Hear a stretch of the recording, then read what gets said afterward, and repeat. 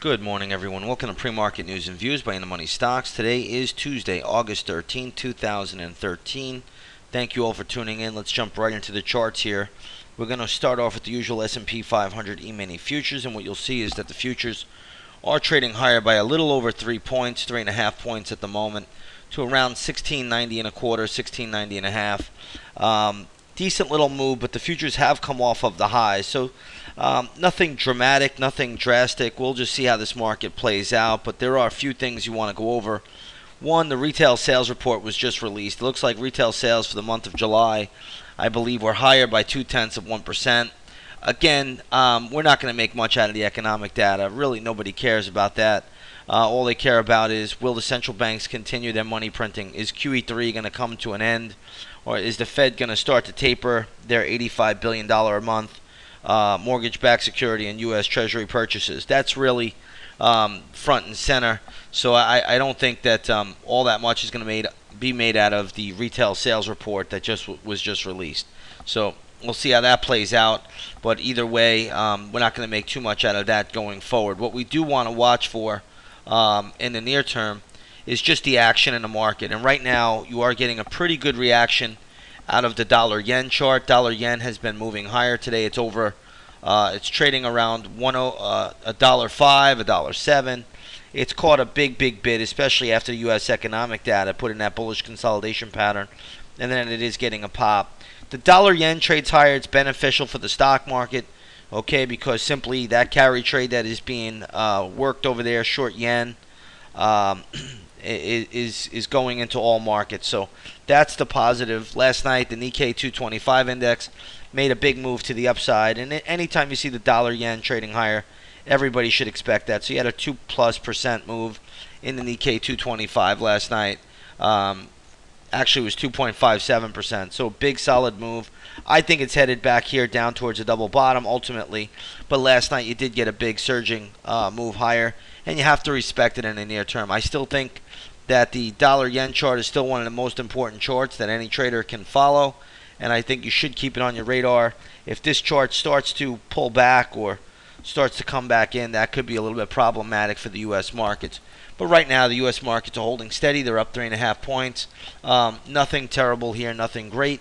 But nonetheless, markets are higher before the opening bell. Now, if you take a look at the European markets this morning, they're all doing very well. Germany had some positive economic data out this morning. The German DAX is up about 0.75%. The French CAC 40 is up 0.3%. Spain and Italy about the same. FTSE MIB, the FTSE 100, which is England, the London market, that is up about 0.4%. Again, Europe is holding up fine. Everybody keeps talking about a European bottom. I'm not so sure I buy into that. But as money rotation happens, you are getting a little bit more activity in the European markets during this light volume period at the end of the summer. So, again, German DAX is the most important index there, and that's holding up okay right now. I don't see any real problem there, at least not today.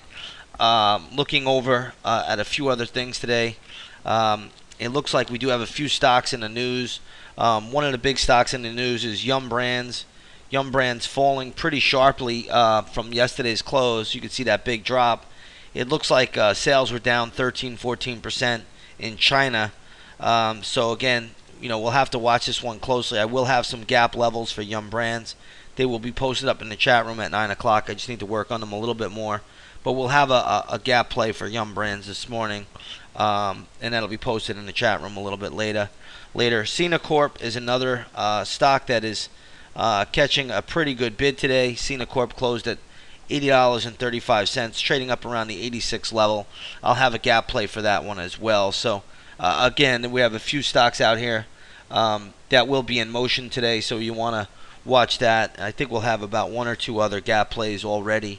So they'll all be posted up in the morning around 9 a.m. in the intraday stock chat room. So if you want to see those, just come over to that and you'll catch all the morning gap plays. Looking at a couple of other things here today that should be noted is that We will have, I believe, another Fed president speaking today, so you want to take note of that. I think Atlanta Fed President Dennis Lockhart will speak at 12:45 p.m. East Coast time, that is. So, again, we'll just see how that plays out. We get a lot of Fed speak as of late, so we'll just take it one step at a time. Also, you'll have June business inventories due out at 10 o'clock, so we'll see how that plays out as well.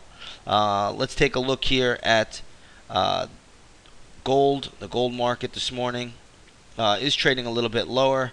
Spot gold price is down about $8 to $13.25.80 an ounce. Let's take a look at the all-important GLD, and you'll see the GLD is trading right at 128.50.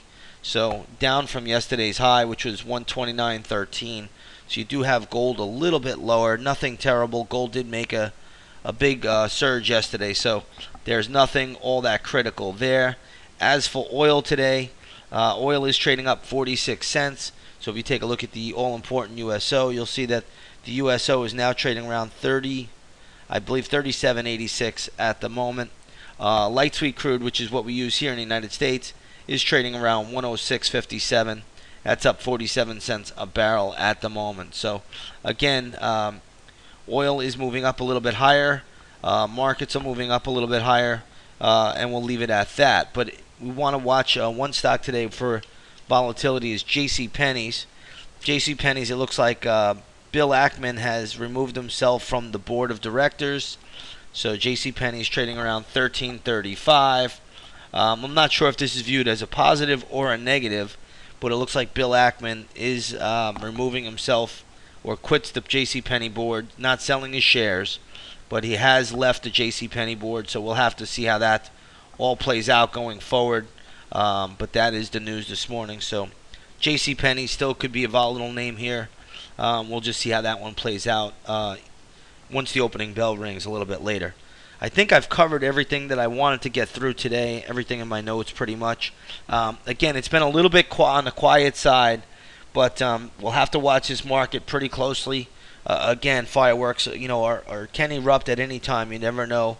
But generally, the volume's been very, very light, and the markets have gone sideways for the most part. So, we'll see how this plays out once the opening bell rings. But again, I'll put those morning gap plays up, and they'll be posted in the chat room right at 9 a.m. So hopefully we'll get some early morning action. With that said, I want to wish you all a great trading day, and I'll see you on the charts.